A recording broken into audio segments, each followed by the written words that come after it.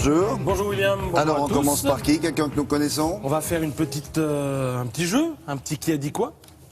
Alors qui a dit j'ai un rapport à l'argent qui est néant. Peut-être parce que j'en ai depuis que j'ai 17 ans et que ça ne m'a jamais intéressé. C'est un ancien footballeur qui vient de renoncer à la présidence de la FIFA. Donc vous avez deviné, il s'agit de Michel Platini. Qui à 17 ans, accorde... il a commencé à bien gagner sa vie? Ah oui, oui, bien sûr, oui. À 17 ans, il était pro. Ah ouais. À Nancy, oui. Il accorde une longue interview au journal L'Équipe. Et puis, toujours pour parler d'argent, il dit il y a des gens qui me doivent de l'argent depuis 30 ans. Et il ne l'a toujours pas demandé.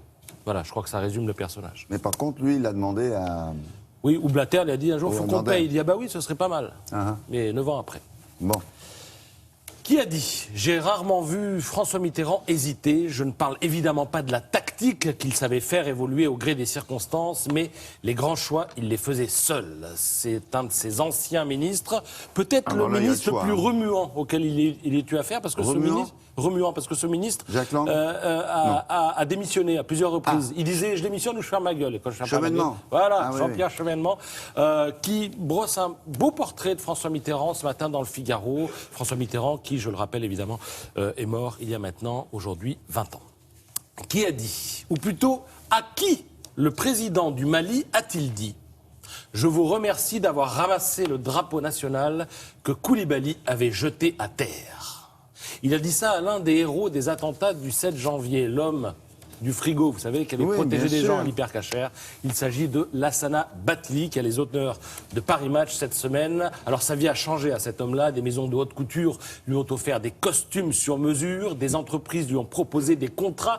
Il a accepté un emploi à la mairie de Paris. Il a été invité, lit-on dans Match, à Washington, à New York, à Cleveland, à Los Angeles, par des organisations internationales, juives ou musulmanes, des lycées, des universités. Il a reçu les hommages de la police de New York, une bénédiction apostolique du pape François, la reconnaissance à vie de Benjamin Netanyahou, et last but not least, il faisait partie du jury de l'élection de Miss Mali cette année, oui.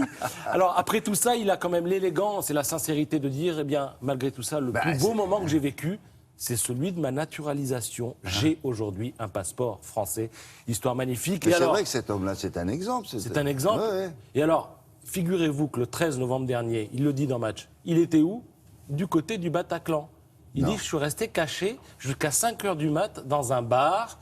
Et il termine en disant, j'ai l'impression d'être suivi. J'en peux plus. Il est très extraordinaire. Je conseille cet article dans Match, phénoménal. Qui a dit l'idée qu'on puisse regarder un film sur un téléphone portable me déprime. Moi, je veux que le public se retrouve assis dans le noir et dise ah oui, là, on est au cinéma. C'est un réalisateur. Tous les metteurs en scène peuvent dire ça. Mais celui-là vient de sortir un western assez Tarantino. long. Tarantino. Il en veut un peu à la technologie qui, selon lui, fait oublier la magie des émotions. C'est pour ça qu'il sort son film en Ultra Panavision 70. C'est un format panoramique utilisé pour la dernière fois en 1966. Je rappelle que la séance, c'est avec ouverture musicale, qu'il y a un entracte. Et il dit dans Match, Tarantino, qu'il fera 10, peut-être 11, 12 films. Peut-être pas. J'aimerais devenir un homme de lettres, car l'écriture me plaît de plus en plus, dit-il, ainsi que la critique. Qui a dit pendant des années, j'ai vécu sur un tapis volant, je ne faisais que travailler, je travaillais et je faisais l'amour. C'est une femme, héroïne de la série télé la plus regardée au monde, américaine. Si je vous dis elle est blonde, elle a un maillot rouge. C'est Pamela. Oui, Pamela Anderson, la nouvelle amie d'Henri-Jean Servat. Parce que c'est lui qui l'interviewe dans Paris Match. Elle dit qu'elle adore Brigitte Bardot. Elle a décidé de consacrer du temps aux animaux. Où ça en est l'interview de Pamela Anderson? Parce qu'il était question effectivement qu'il la fasse aussi pour Télématin. Je vous tiens au courant. Magnifique. Parce qu'elle arrive à Paris d'ici... on est le combien? Là, on est le 8. Le 8. 20e anniversaire de la... Elle arrive la semaine prochaine. Oui, on va voir si on peut la voir. Oui. On l'aura sur le plateau en maillot rouge, William? Sur le plateau, peut-être pas. Mais avec Henri-Jean, oui, c'est pas impossible. Merci beaucoup.